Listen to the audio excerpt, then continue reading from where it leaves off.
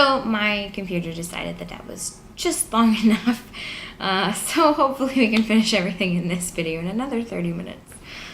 So we're at the airport, and turns out we were lucky. The set menu, it was actually like a dish that one person would eat, and they were supposed to share that with all 3 people, which was good because there was a lot of options. We ended up getting a soup, a salad, some wings, a pizza, a tiramisu, some drinks, and I feel like there was, and a spaghetti. And like I said, thankfully they were all really, really small little dishes in the end, so it was okay. It ended up being enough food.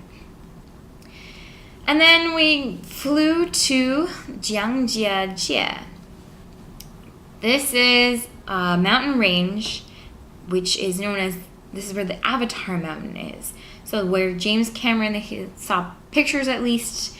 I don't think he filmed there. I've heard different informations. A lot of Chinese people like to say that he actually came here and took pictures and filmed a little bit so that he could use it for CGI. Other people say that he just saw pictures, so I don't know, different information. Either way, it was definitely used as a source material for the Avatar movie for the mountain range. And it is also a place that my mother has a very hard time actually pronouncing, but it's terrible. Like, it's spelled Zhangjiajie, and it's Jiangjiajie. It's not easy to say, I'll admit. We get off of the plane. The airport is tiny. There's this really, I don't normally have to wait for luggage. I tend to not take luggage with me if I can. I take a lot of carry-on now. But my parents, their bags were so big that we had to. So we're waiting for the luggage to come down, and I noticed there's a set of stairs in the airport that go nowhere. I don't know why they were there. They led up to the ceiling. Grab our bags, we come out, and we realize we are literally in the middle of nowhere. There's nothing around us but, I'm assuming, mountains at this point because it's just pitch black. There are no lights. And we can't see any taxis. Like, it's not like the other airports or train stations I've been to where, like, they're sitting right there. You had to walk a little bit out to go find them. And so at first we were a little concerned because we were there later at night, and it's like, well, maybe we won't get a taxi. Like, I don't know what are we gonna do? We find some taxis, and we were passed off to like 6 different taxi drivers. Nobody wanted to take us, which means we are very close to the airport. Like, that's what that means. Nobody wants to take us because they're not going to make any money off of us. And the one driver kept saying, I think it was like 150 kwai or something. Everybody else wanted to charge us like 200, 250. I was like, there's no way in hell I'm spending that much money. And I tried to argue. My parents were tired at this point. Mom was like, we'll just take it. Like, it's fine. We'll pay the money. I think we got down to like 120. And I knew we were being ripped off. Like, I was so angry the whole entire way to the hotel. It's like, I know it. I know we're going to be ripped off. This is not how much this costs. Definitely not how much it costs. We overpaid by 90 kwai, probably. Like, such a ripoff. So that was very frustrating. However, we get to the hotel. They're really nice there. The hotel room itself, we got one that was good for 3 people. It was a little awkward. The bathroom was very open. So in China, you'll have either one of 2 experiences with your bathroom. Either you get the normal bathroom with the wooden door and stuff. Some places that are very, very Chinese, you will even get a squat toilet. Most of them have Western toilets now, so you don't usually have to worry about that for like big hotels. Other hotels I've been in, and this is the second hotel now that has done this, or third hotel actually. You actually don't get a wooden door.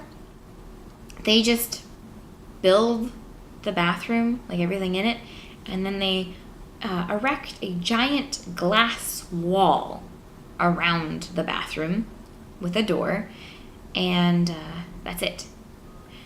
So it wasn't completely see-through, but you didn't want to look in that direction if anybody was in there, just in case, because you could definitely see some shadow, and the further away you were from the wall, the more you actually could see. There was a little bit of color, so that was kind of awkward and weird a little bit, sharing that with your parents, but we just came to this agreement that we would put the TV on every time that somebody needed to use the bathroom for a long period of time, because, I mean, at this point, when you're traveling, it is a little harder for some people to use the washroom, and that would be both myself and my mother. And then if you're eating all this food that you're not used to, your stomach gets upset, and that was all of us, actually, in the end. So it was definitely more than a little awkward, but it was okay, because, I mean, we're all related, so. And there was a lot of mold on the walls.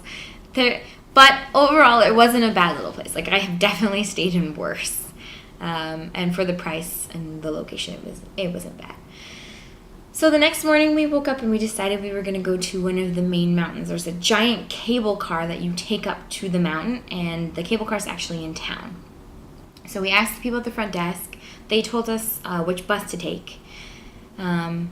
Just a heads up for anybody who decides to go there, there's very little English. So I did have to ask all of that in Chinese. So you're going to want to bring a translation book if you don't speak Chinese, or a friend who does. So we found out which bus to take. We got to the main area and we waited forever. We bought some tickets, and on your ticket is a time when you can get in line for the cable car. So you can't just get your ticket and go into the line. You have to actually wait until your group is called. We got there about 9 o'clock, and our ticket was for 11:30. So, or maybe it was around 9:30 we got there. Either way, we ended up waiting for like 2 hours. So we went, found a place to get coffee. We sat for a very long time. There was this waiting area outside. They had these fans that sprayed mist, which was really nice because it was really hot. People watched. We bought some snacks. We went across the street and got some food. It was a really long morning of just waiting. So then 11:30 comes around. The sign says, our group can go and line up now. So we get into the line. It looks pretty good. We're like, okay, this isn't too bad.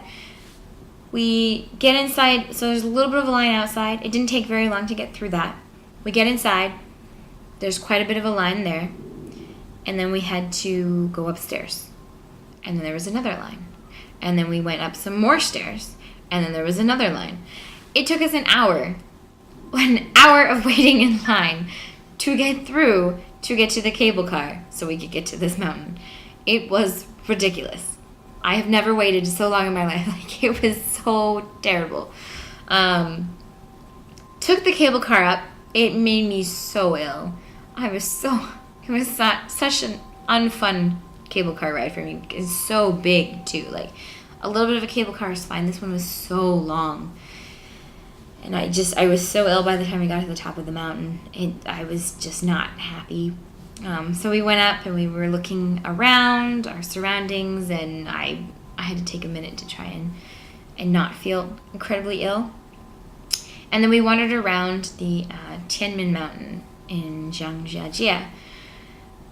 This is one of the mountains. They don't have the giant glass bridge that connects the mountains, but this is a mountain that has a glass bridge that is attached to the cliff that you can walk on. Most of the pathways, if they're not actually like kind of in the central, there are cliff pathways. So they've created this pathway that they've attached to the side of the mountain that you can walk on, and one of them happened to be a glass one. The line was ridiculous. The amount of people on that glass walkway, I am shocked it does not break. And Mom wasn't up for that, so we did not do that one. But the way we decided, or the way we ended up going, we actually didn't have that many people, which was really nice because there was a lot of people on this mountain. A lot. So we wandered down around. We did a couple cliff walkways. And then we made our way back down the mountain. Now, to get back down the mountain after you've gone through all of the different walkways and you've seen the sights, you have to take this gigantic escalator that is actually, they built like kind of inside the mountain.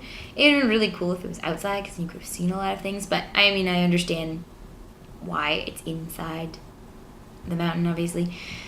Gigantic escalator, several of them, all the way down. I think there was maybe 7 of them.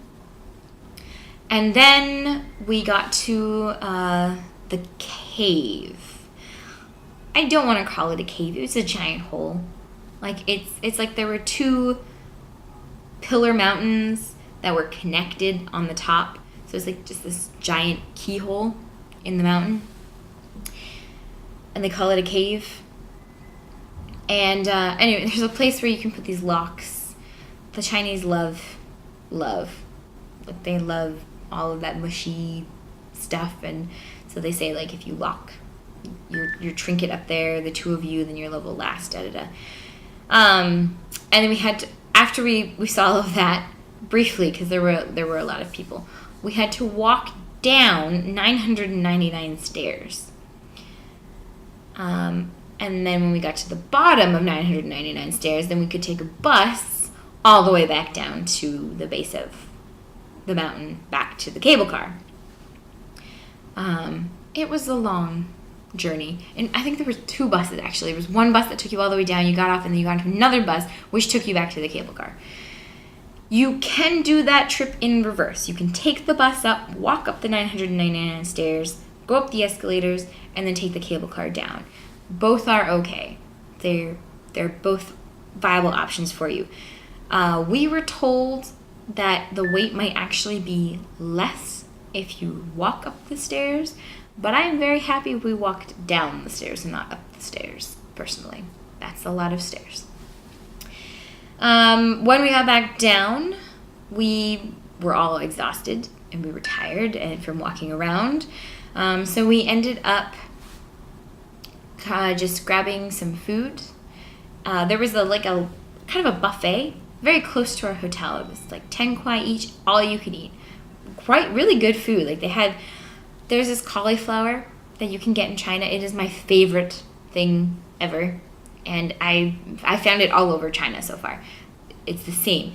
It's like these hot Szechuan type peppers that they stir fry this cauliflower with. I don't know what it is about it. It's one of my favorite things that I can get in China, and I'm going to have to learn how to make it because I'm going to be so sad when I can't get that very easily anymore. So we ate some food, and then we wandered down to this little park that wasn't very far from our hotel, and we bought ice cream on the way and sat there, and people watched for a little bit, and then headed back to the hotel to go to sleep that night. We did talk to the one tour guide about getting an actual tour, like how to get to the Avatar Mountain the next day, which that was a hard conversation because I don't speak very much Chinese and he doesn't speak any English. But he realized like what we wanted. We were able to get all of our information across, and we did this before we left for dinner. By the time we got back to our hotel that night, there was a guy waiting there who spoke English. Like they knocked on our door and he came up. His name was Andy, and he gave us some more information, and he said, we kind of agreed to hire him as a tour guide for the next day to take us up to this mountain. Got to meet him, and then did our nightly stuff, and then went to bed. It was a long day, and the next day definitely promised to be another very long day. So early in the morning, we got up and we met Andy. He highly recommended that we did not do the Avatar Mountain, which in the end, I'm very glad that he convinced us not to do it. He has this like a tour guide WeChat group where they send each other information, and one of the messages he got while we were actually on this other mountain was that the Avatar Mountain, like to get to the top is the giant glass elevator. And apparently the wait time to get on the elevator in line was 3 hours. I was not waiting. Like, we waited in line for an hour for the Tianmen Mountain. There is no way I was going to wait for 3 hours for an elevator at Yuanjiajie, the Avatar Mountain. So thankfully we did not go there. Instead, he suggested that you go to the Jiangjiajie National Forest, which it shares the same mountain range as the Avatar Mountain, but it is the other side of the mountain range. So very similar views, a lot less people, and probably 1,000 monkeys. It was kind of neat, actually, walking around, and all these monkeys are just there. But there's no way we would have found this on our own. Absolutely no way. Like, I am glad we did get the tour guide in the end. We had to take a taxi to get to the bus station, and we didn't buy a ticket. I was really confused. We don't need a ticket. We walked past all the main buses, and in China there are these, they call them buses. They're essentially just gigantic minivans, and they'll stop along the side of the highways and pick people up, and you just pay them 10 RMB to take you places. And you have to just kind of let them know where to drop you off, which stop you need. They're everywhere.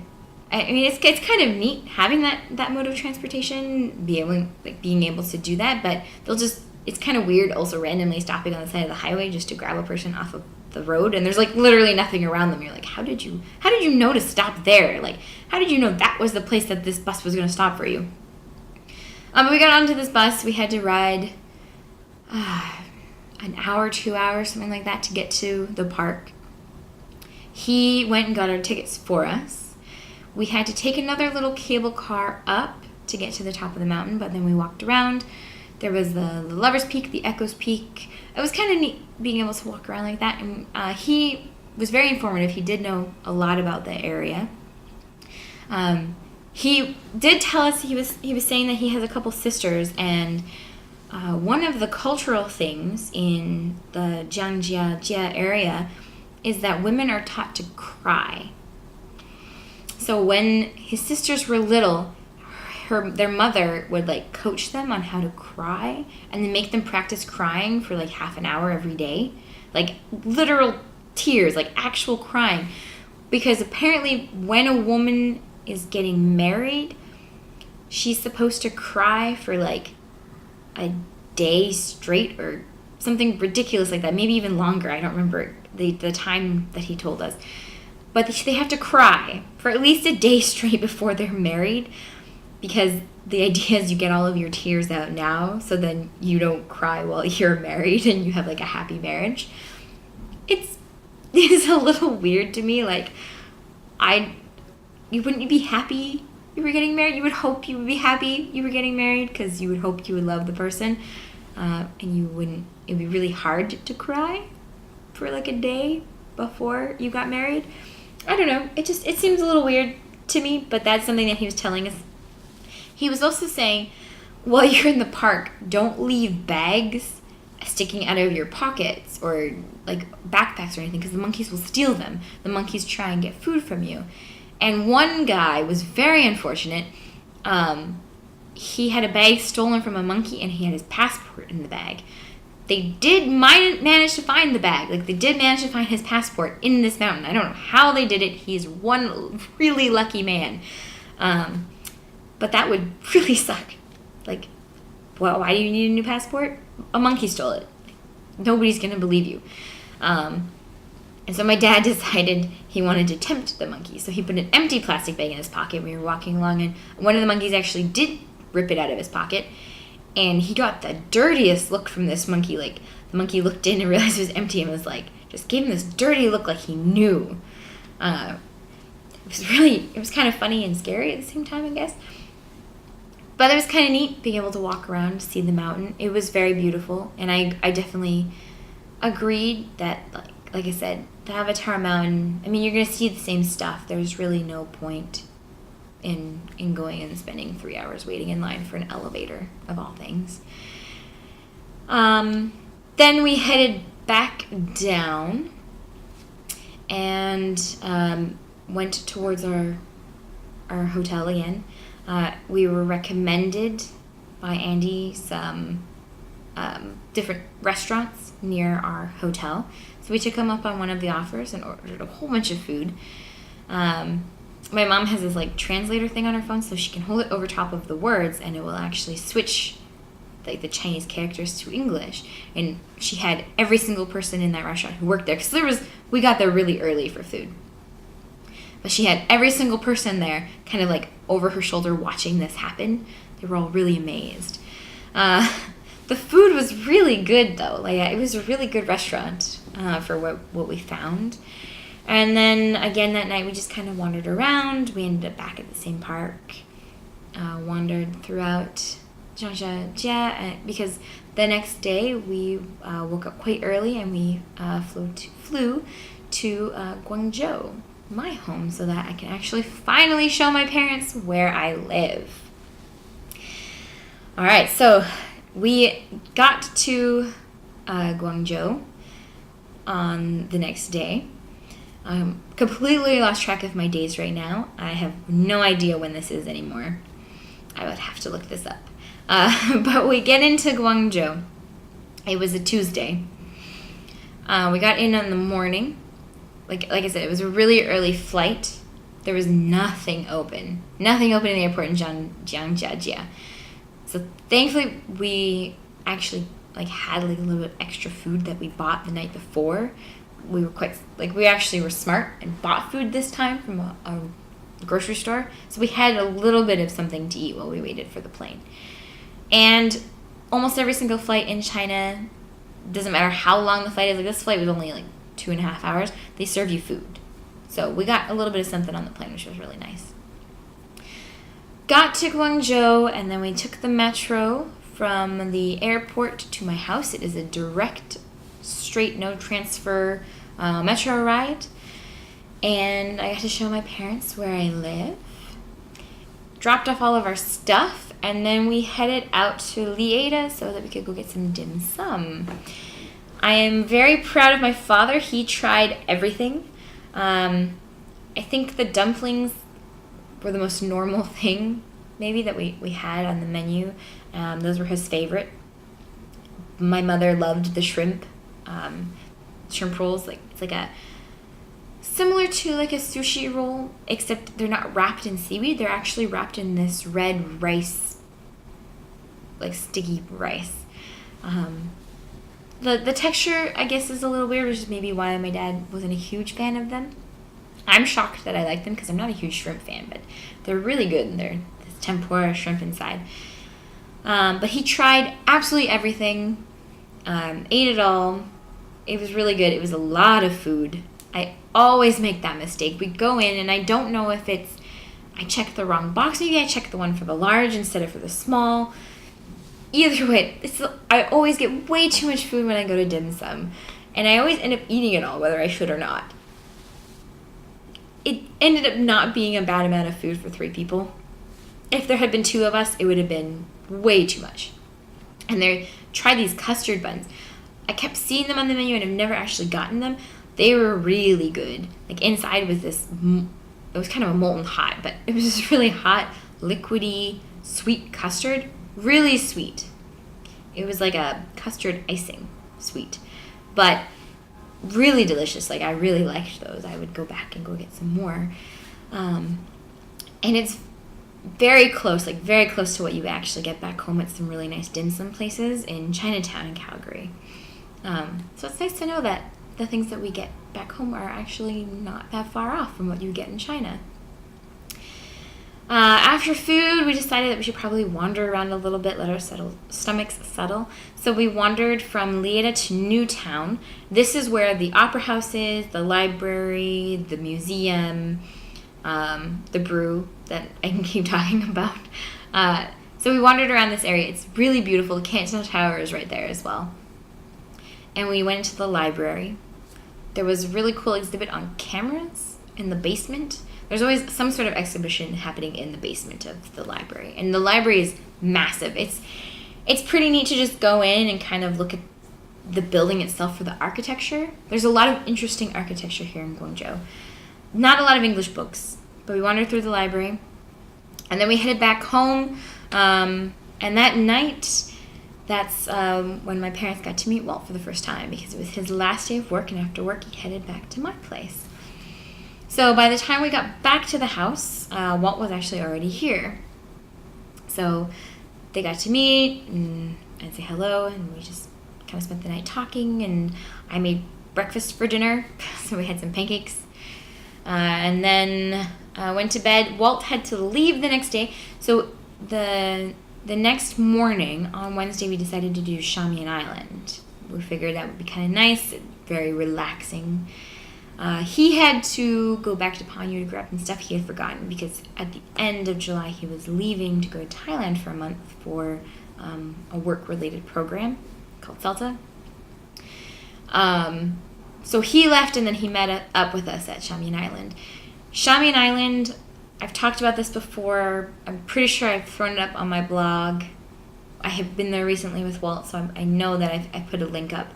So if you go to my last blog, I believe it was, there should be a link still there that talks about Shamian Island. But it used to be the central port or hub for all of the expats. That's where the expats used to live. And actually, it turns out that the expats were the ones who built the moat around their little city, which turned it into the island. So they helped segregate themselves, essentially. Though I'm sure there was a lot of red tape to be able to leave the island to go into the main city of Guangzhou. But we wandered around there for quite a bit. We actually found a really nice little tea set for my parents on the island. And then from there, we decided to head back to Lieda because we were going to meet everybody for hot pot that night. So what hot pot is, it's essentially just a big giant pot of soup, like a broth in the middle of the table, and then they bring you raw meats, raw vegetables and everything, and then you put them in the water yourself as you're sitting there, and then it cooks really fast because it's quite hot, like the liquid.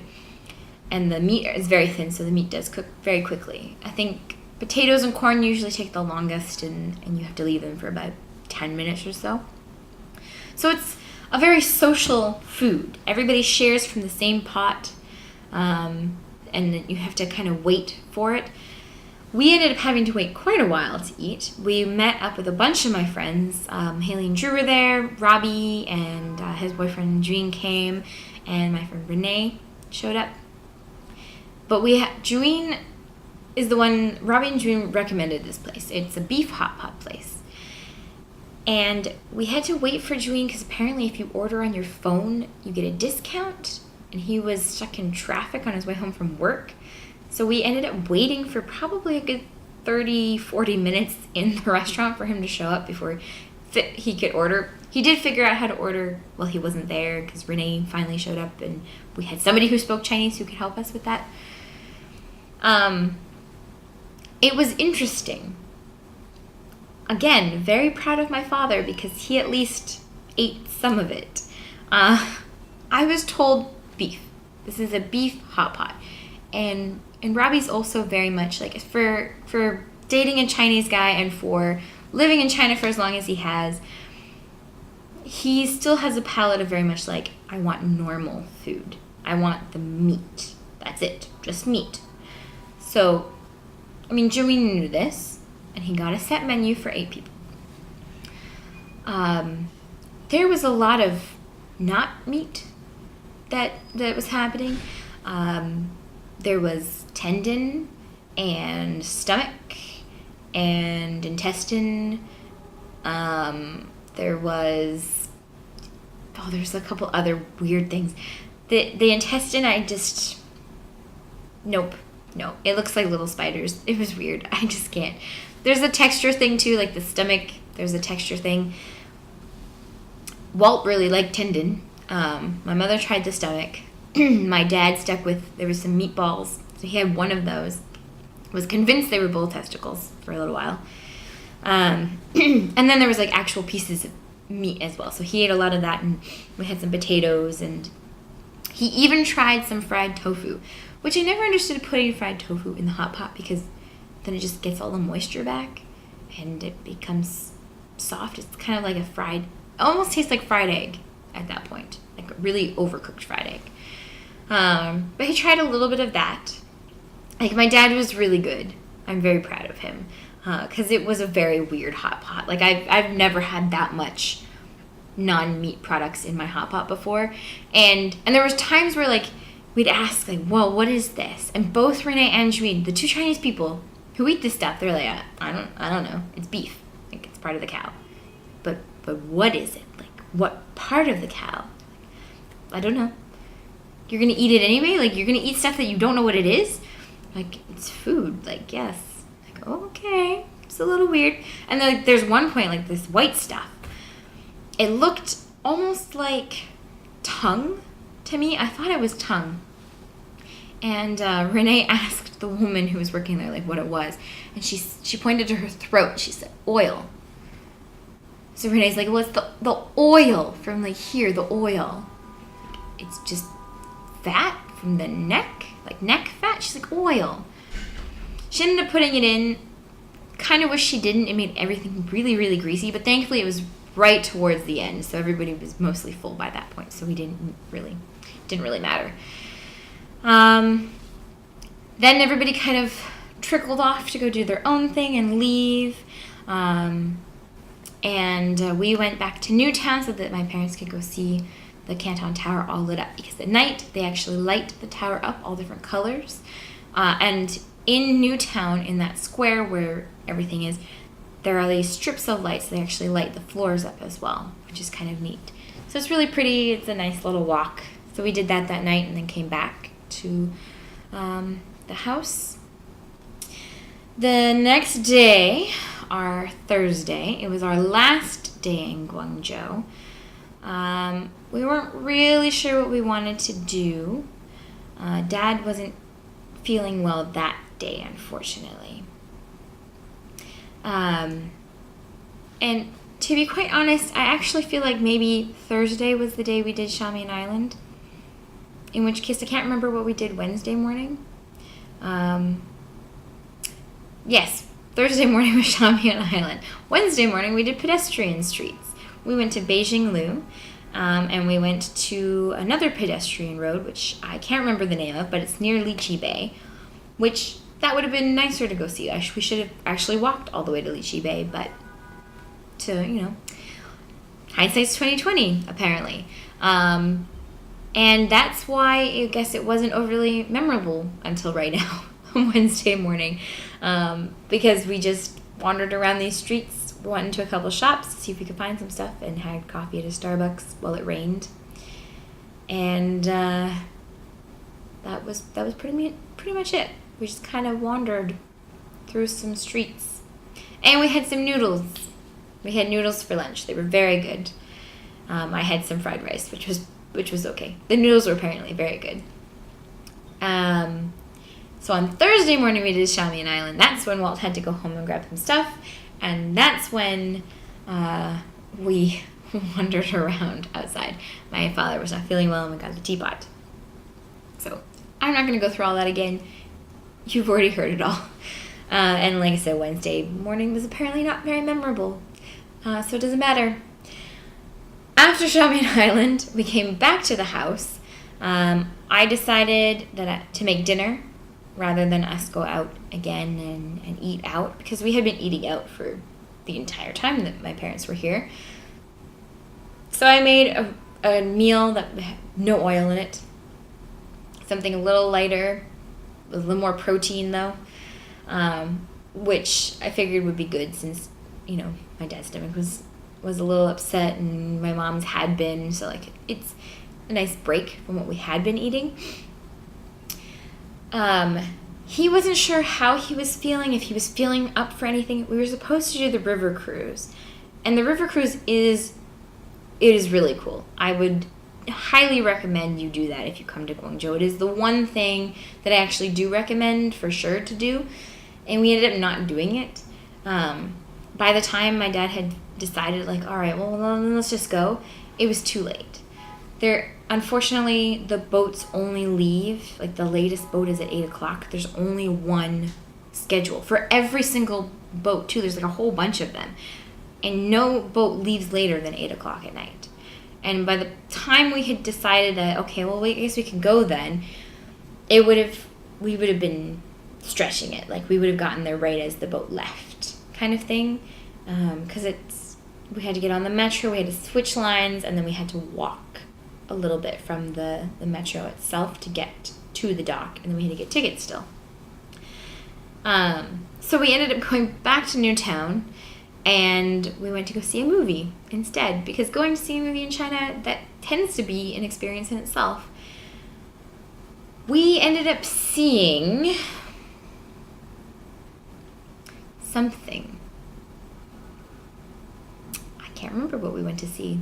I want to say Teenage Mutant Ninja Turtles, but I see a lot of movies with just Walt. So I can't remember if that's what we went to go see with them. I don't think it was, but then I can't remember what we went to see. Again, obviously not a memorable movie if I don't remember what we went to go watch.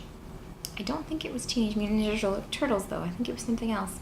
If I remember, I will throw it up on the blog for you guys. And unfortunately, the audience was really good. They were all quite quiet. There were no cell phones being whipped out, and there was no weird foods. So, I mean, it was something good. It was something to do. So, whatever.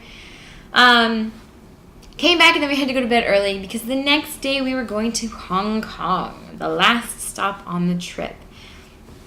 Hong Kong was a little sad for me because this was the end. So Friday morning, we woke up early. We got to the train station. Took the train into Hong Kong, and then found our hotel. The hotel, at first, I was concerned. They were telling me, like, the rooms, the ones that we had booked, she's like, I don't know if you knew this, but they were a shared toilet, like a communal toilet. It's like, ooh, like, that was the one thing that I was kind of asked not to do to my parents. They were hoping it would be a private. So then she offered another suggestion, and it sounded like she had said that all four of us had to share the same room. Then it turns out like they were actually separate rooms. It all worked out in the end. Tiny, tiny little rooms, like the size of a closet. They were walk-in bedrooms, essentially, with a tiny, tiny little bathroom, like barely enough room between the toilet and the sink, and then the shower. It was just a shower head over top of everything. So if you had a shower, everything got wet, that's normal. That's very much a Chinese shower, but I've never been in one that tiny, and the toilets are really high, like really high. So we gave my parents the room, like one room was ready, one was not going to be ready until we got back that night. So we put all of our stuff in one room. We let my parents have that room that night, and the one we took, the toilet actually didn't work very well. Once you flushed it, it wouldn't flush again for like an hour. You had to wait for the pressure to build back up. It was kind of annoying. So we went out and decided to go for some lunch. Now, when we go to Hong Kong, it is an escape from China for us. So we do not eat Chinese food. We eat American food. We eat Western food because we're so excited to be able to get Western food. So unfortunately for my parents, some of the last things that they actually ate in China was not Chinese. But we ended in Hong Kong, so it's not really China, right? So we went to go get this gigantic burger, and nothing is cheap in Hong Kong, especially Western stuff. So we went to go get this expensive burger. Really good. It's great. I think it's from a place called Butcher's Block. Pretty sure that's what it was. Butcher something for sure. Butcher's Block, I'm pretty sure is what it is. It's near Nathan Road. Really good burgers. Definitely recommend that if you're ever in Hong Kong area. And then we went to Disneyland because I can get us all in for free. Walt, I think, was shocked that he was going back to Disneyland for like his third time when he was very adamant he would never go, ever.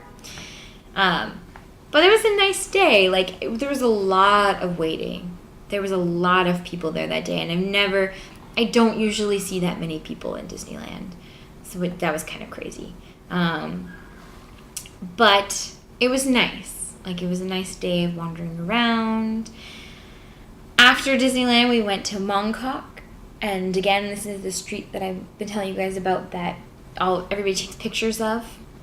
It's kind of what you think of when you think of Hong Kong. So we wandered around there and we got some little trinkets and souvenirs for people. And we ended up at a burrito place. I can't remember what it's called. It's not Chipotle, but it's something similar to like that kind of style of restaurant for Walt. Because I wanted the burger, Walt wanted Mexican. He was very excited to get this burrito. But the food is really good. Like, I like going there. So we had some food, and then we ended up back at the hotel because it was late. And then the next morning, I got to wake up at 6 in the morning to say goodbye to Walt, which was very sad. I will admit, I realized like it was only a month that I'm not going to see him for, but I was sad to see him go. So he left me at 6:15 in the morning, 6:30, something like that, to go fly to Thailand. He's actually not back yet either. It is the 25th of August, and he will be back in about 3 sleeps. Like, he'll be back on the 28th, that 28th in the night. So I get to see him then. So I still haven't seen him since he left. The next day was my last day with my parents. We ended up going to Victoria Peak. It was a beautiful day, which was really nice. So we took the tram up to the peak, and then we hiked. It was hot. It was very hot. We hiked for quite a while, straight up this hill. It took us a little bit. We had to stop a couple times. But the view is amazing once you get to the top. And we went to the gardens. I think my parents were pretty done by the time we actually got to the garden. But that was okay because we made it. We made it to the top. Now we just had to walk back down. We walked back down to the tram, had some coffee, kind of sat and talked for a little bit, and then head back down into the city itself. And then we weren't really sure what to do. Like, we had seen a lot of the town, so there is a giant escalator that's outdoors, and it goes through a lot of the main areas. And at the very top, or near the very top of the escalators, is a mosque. So we went through Soho area, went up these giant escalators, and when we got to the mosque, there was this tiny little Indian man sitting there. Really good English, very knowledgeable. Like, he knew a lot about a lot of things, and he obviously doesn't have a lot of people to talk to, because my dad ended up talking to him for probably a good 30 minutes. But he did tell us about this little park, zoo kind of combination thing that not a lot of tourists go to, and not even a lot of locals go there. Like, there were almost nobody there. It was really nice. You walk through this beautiful park, and there was like a bunch of cages of monkeys. Every single cage had at least 2 monkeys, so every monkey had a friend, which was really nice. Then there was a section with some birds and a pit with some turtles. So we wandered through there, and then decided that like we needed some food. We were all hungry, we were tired. My mom wanted Chinese, and like I said, when I go to Hong Kong, I don't eat Chinese food. I had no idea where to take them. I felt kind of bad. It was like, I don't know. Like, I don't know any Chinese food. Like, we can wander around. But everybody was hungry, so we ended up at Delaney's, which is an Irish pub, and we got roast beef sandwiches. But they were really good sandwiches, so it was okay.